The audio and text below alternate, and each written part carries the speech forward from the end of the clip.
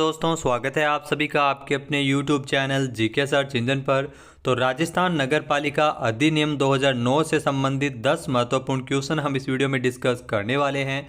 तो पूरा वीडियो बहुत ध्यान से देखना। वीडियो की जो PDF फाइल है वो आप वीडियो के डिस्क्रिप्शन बॉक्स से डाउनलोड कर सकते हैं, जहां पर आपको टेलीग्राम चैनल का लिंक दिया हुआ मिलेगा। इसके अलावा वीडियो के एंड में मैं आपसे क्वेश्चन पूछूंगा, जिसका आंसर आप सभी को कमेंट बॉक्स में देना है। तो लास्ट वीडियो में मैंने एक क्वेश्चन पूछा था आपसे, जो था राजस्थान नगर पालिका अधिनियम 2009 के प्रावधानों के तहत नगर पालिका के वार्डों का संख्यांकन निम्नलिखित में से किस कोण से शुरू होगा। तो इसमें डी ऑप्शन बिल्कुल सही था। नगर पालिका के स्थानीय क्षेत्र के उत्तर पश्चिम कोण से वार्डों का संख्यांकन नगर पालिका के जो उत्तर पश्चिमी कोण से शुरू होगा, यानी कि डी ऑप्शन सही था। ये ध्यान रखना, धारा 10 के अनुसार है नगर पालिका में वार्डों का संख्यांकन उत्तर पश्चिम कोण से शुरू होगा। तो चलिए स्टार्ट करते हैं आज के क्वेश्चन। पहला क्वेश्चन है, राजस्थान राज्य के अंतर्गत नगर पालिकाओं के संबंध में निम्नलिखित कथनों पर विचार कीजिए। पहला कथन है, नगर पालिका किसी रेलवे लाइन के आर पार जल आपूर्ति या जल निकास हेतु कोई पाइप या नाली रखना चाहती है तो ये कार्य रेलवे प्रशासन को सूचित किए बिना ही कर सकती है। तो ये नहीं कर सकती, रेलवे प्रशासन को सूचित करना आवश्यक होता है, तो ये गलत कथन है। दूसरा है, उपरोक्त कार्य का खर्चा नगर पालिका स्वयं वहन करेगी। तो ये बिल्कुल सही है, नगर पालिका अपने खर्चे पर यह कार्य करेगी, यानी कि इसमें केवल 2 नंबर ऑप्शन अपना सही हो रहा है, यानी केवल बी इसका सही हो जाएगा। केवल 2 ही इसमें सही है, यानी कि बी ऑप्शन इसका बिल्कुल सही है। आइए जानते हैं इंपॉर्टेंट फैक्ट्स। तो राजस्थान नगर पालिका अधिनियम 2009 की धारा 220 इसके अनुसार यदि मुख्य नगर पालिका अधिकारी किसी भी रेलवे लाइन के आर पार कोई पाइप या नाली रखना ले जाना चाहे, तो जल आपूर्ति संबंधित कोई भी अन्य कार्य जल निकास करना चाहता है, तो वह रेलवे प्रशासन को पहले सूचित करेगा और जो नगर पालिका के खर्चे पर उसका निष्पादन कार्य किया जाएगा। नेक्स्ट क्वेश्चन है, राजस्थान नगर पालिका अधिनियम 2009 के अनुसार प्रारूप योजना को अंतिम रूप देने के पूर्व उस पर विचार करने के लिए गठित सलाहकार समिति में निम्नलिखित में से कौन सम्मिलित नहीं होगा। पहला है, नगर पालिका के समस्त सदस्य बिल्कुल इसमें शामिल होंगे। दूसरा है, नगर में अवस्थित शैक्षिक संस्थानों के 6 प्रतिनिधि शामिल होंगे, ये भी बिल्कुल सही है। तीसरा है, नगर में अवस्थित गैर सरकारी संगठनों से भी 6 प्रतिनिधि शामिल होंगे, तो ये भी बिल्कुल सही है। इसके अलावा राज्यपाल द्वारा नियुक्त 6 प्रतिनिधि, तो यहाँ पे ये गलत हो जाएगा, ये शामिल नहीं होंगे। डी ऑप्शन इसका बिल्कुल सही है। आइए जानते हैं इंपॉर्टेंट फैक्ट्स। तो राजस्थान नगर पालिका अधिनियम 2009 की धारा 160, ध्यान रखना धारा 160 के अनुसार, जिसमें प्रारूप योजना को अंतिम रूप देने से पूर्व उस पर विचार करने के लिए गठित सलाहकार समिति में नगर पालिका के सारे सदस्य शामिल होते हैं। उद्योग और वाणिज्य और व्यापार वृत्तियों के संगमों से प्रतिनिधि इसमें शामिल होते हैं। नगर में अवस्थित शैक्षणिक संस्थानों के 6 प्रतिनिधियों को भी शामिल किया जाता है। नगर में अवस्थित प्रमुख गैर सरकारी संगठनों के भी 6 प्रतिनिधि शामिल होते हैं और नगर के कोई भी अन्य 6 प्रमुख नागरिकों को भी इसमें शामिल किया जाता है। नेक्स्ट क्वेश्चन है, यदि कोई राजस्थान में नगर पालिकाओं की सार्वजनिक संपत्ति को क्षति पहुंचाता है और क्षति को पुनः ठीक करने के लिए नगर पालिका द्वारा मिले नोटिस के बाद पर भी इस कृत्य में विफल रहता है, तो इसके संबंध में जो दंडित करने हेतु कितने जुर्माने का प्रावधान है। तो ध्यान रखना, इसमें 1000 से लेकर 2000 रुपये तक का जुर्माने का प्रावधान है, यानी कि बी ऑप्शन इसका बिल्कुल सही है। जहाँ राजस्थान नगर पालिका अधिनियम 2009 की धारा 244 के अंतर्गत ये जुर्माने का प्रावधान दिया गया है। आइए जानते हैं इंपॉर्टेंट फैक्ट्स। तो राजस्थान नगर पालिका अधिनियम 2009 की धारा 244 के अनुसार यदि कोई भी व्यक्ति किसी नगर पालिका क्षेत्र में सार्वजनिक मार्ग की पटरी, गटर, बरसाती पानी की जो नाली, जो पत्थर की चौकियां हैं या अन्य सामग्रियों में से जैसे बाड़ों, दीवारों, खंभों, नगर पालिका के लैंप के खंभों, ब्रैकेट्स, जल स्तंभ, दिशा सूचक स्तंभ, बम्बों एवं जल पाइप अथवा नगर पालिका किसी संपत्ति को नुकसान पहुंचाता है या उसमें परिवर्तन करता है और नगर पालिका द्वारा उस संपत्ति को पुनः ठीक करने का नोटिस मिलने के बाद भी वह व्यक्ति ऐसे करने में विफल रहता है, तो उस पर 1000 से लेकर 2000 रुपये तक के जुर्माने के रूप में उसे दंडित किया जा सकता है। अगला क्वेश्चन है, राजस्थान राज्य के अंतर्गत नगर पालिकाएं निम्नलिखित में से किस केंद्रीय अधिनियम के तहत ठोस अपशिष्टों का प्रबंधन कर सकती है। तो इसमें बता दें कि नगर पालिका है वो पर्यावरण संरक्षण अधिनियम 1986 के तहत ठोस अपशिष्टों का प्रबंधन करती है, यानी कि सी ऑप्शन इसका बिल्कुल सही है। आइए जानते हैं इंपॉर्टेंट फैक्ट्स।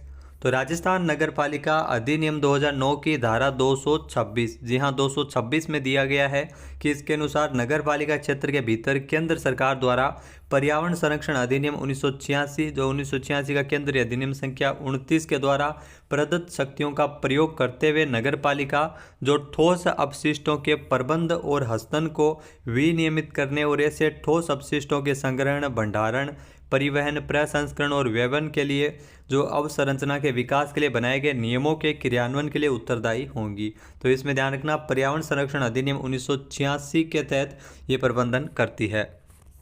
नेक्स्ट क्वेश्चन है, राजस्थान नगर पालिका अधिनियम 2009 की कौन सी धारा सार्वजनिक भूमि पर अतिक्रमण से संबंधित है? तो राजस्थान नगर पालिका अधिनियम 2009 की धारा 245 है जो सार्वजनिक भूमि पर अतिक्रमण से संबंधित है। बी ऑप्शन इस क्वेश्चन का बिल्कुल सही है। आइए जानते हैं इंपॉर्टेंट फैक्ट्स।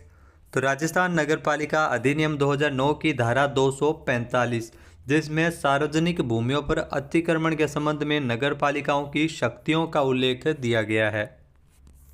नेक्स्ट क्वेश्चन है, यदि नगर पालिका बजट प्राक्कलन पारित करने में विफल रहती है तो उस बजट प्राक्कलन को निम्नलिखित में से किसके द्वारा राज्य सरकार के समक्ष प्रस्तुत करना अज्ञापक होगा? तो ये मुख्य नगरपालिक अधिकारी के द्वारा ये प्रस्तुत किया जाता है राज्य सरकार के समक्ष, यानी कि सी ऑप्शन इसका बिल्कुल सही है। आइए जानते हैं इंपॉर्टेंट फैक्ट्स। तो राजस्थान नगर पालिका अधिनियम 2009 की धारा 88, जी हाँ धारा 88 के अनुसार यदि कोई नगर पालिका बजट प्राक्कलन पारित करने में विफल रहती है तो बजट प्राक्कलन तैयार करना और उस वर्ष की जो 28 फरवरी को या उससे पूर्व राज्य सरकार के समक्ष प्रस्तुत करना मुख्य नगरपालिका अधिकारी के लिए अज्ञापक होगा। तो ध्यान रखना, मुख्य नगरपालिका अधिकारी की इसके लिए जिम्मेदारी बनती है।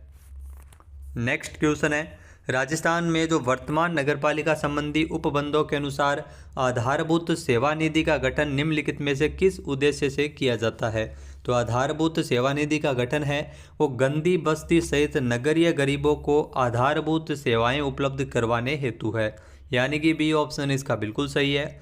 आइए जानते हैं इंपॉर्टेंट फैक्ट्स।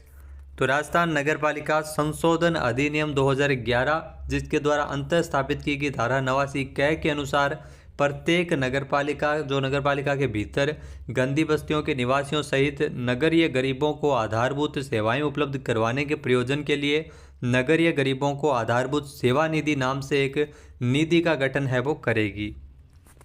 नेक्स्ट क्वेश्चन है, राजस्थान नगरपालिका अधिनियम 2009 की निम्नलिखित में से किस धारा में ये उल्लेख मिलता है कि राज्य सरकार किसी नगरपालिका से नगर के किसी भी क्षेत्र के संबंध में कोई भी विकास स्कीम तैयार करने की अपेक्षा कर सकती है?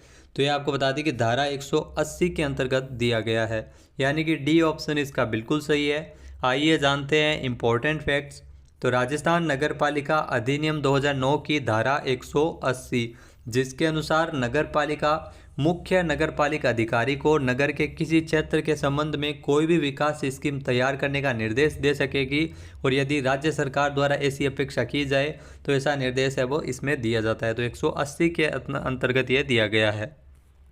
नेक्स्ट क्वेश्चन है, राजस्थान राज्य के अंतर्गत नगरपालिकाओं के कार्यालय के निरीक्षण करने की शक्ति निम्नलिखित में से किसकी होती है? तो ये शक्ति है वो राज्य सरकार द्वारा इस निमित्त नियुक्त या प्राधिकृत कोई भी अधिकारी की ये शक्ति होती है, यानी कि बी ऑप्शन इसका बिल्कुल सही है, जो नगर पालिकाओं के कार्यालय का निरीक्षण कर सकता है और ये धारा 311 के अंतर्गत दिया गया है। आइए देखते हैं इंपॉर्टेंट फैक्ट्स। तो राजस्थान नगर पालिका अधिनियम 2009 की धारा 311, जिसके अनुसार राज्य सरकार द्वारा नियुक्त या प्राधिकृत किसी अधिकारी को किसी भी नगरपालिका के कार्यालय का निरीक्षण करने की शक्ति इसमें प्राप्त होती है।